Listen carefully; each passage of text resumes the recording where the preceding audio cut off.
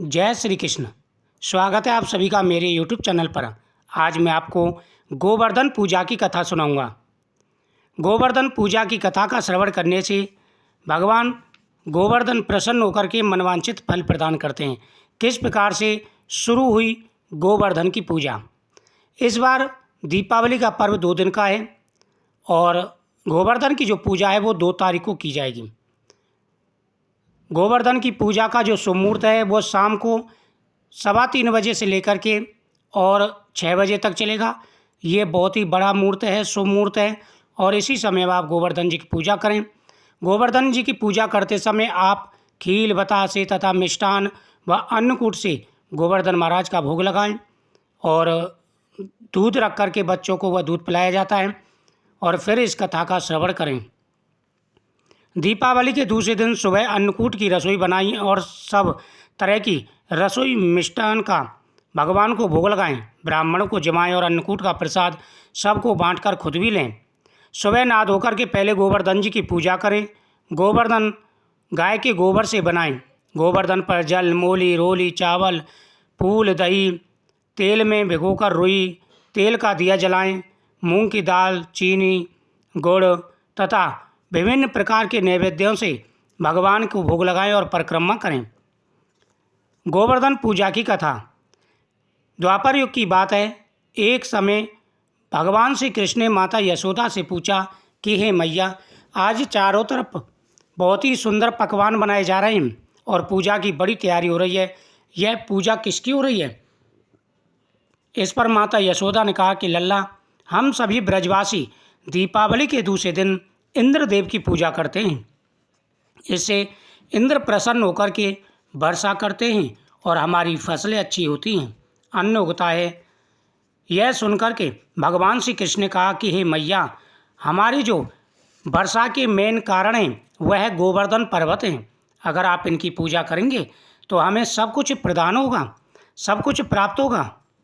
यह सुनकर के सभी गोप ग्वाल आपस में विचार करने लगे और भगवान से कहने लगे कि हे लल्ला, अगर हम इंद्रदेव की पूजा नहीं करेंगे तो इंद्रदेव कुपित हो जाएंगे और वर्षा नहीं होगी, फिर अन्न कहाँ से होगा। भगवान श्री कृष्ण ने कहा कि आप चिंता ना करें, आप गोवर्धन जी की पूजा करें, आपकी सारी समस्याओं का निवारण स्वयं गोवर्धन करेंगे और वह प्रत्यक्ष आकर के आपको दर्शन भी देंगे।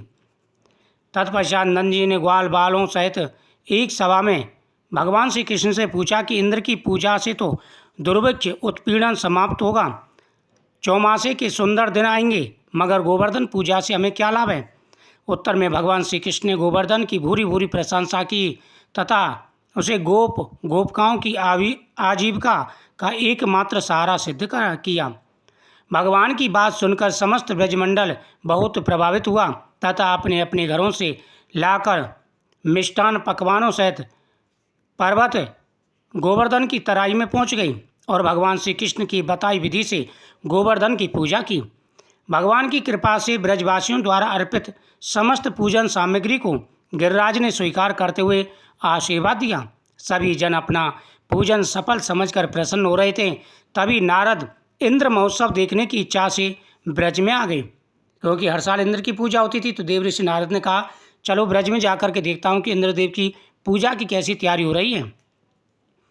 जब नारद जी ने पूछा कि इंद्र की पूजा को छोड़कर आप किसकी पूजा कर रहे हैं, तब सभी ने कहा श्री कृष्ण की आज्ञा से इस बार इंद्र महोत्सव समाप्त कर दिया गया है, उनके स्थान पर गोवर्धन की पूजा की जा रही है।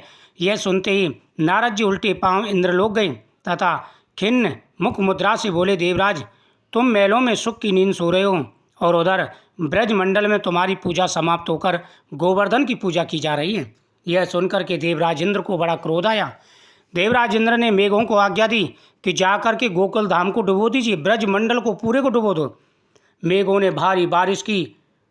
लगातार 7 दिन तक मेघों की वर्षा होती रही।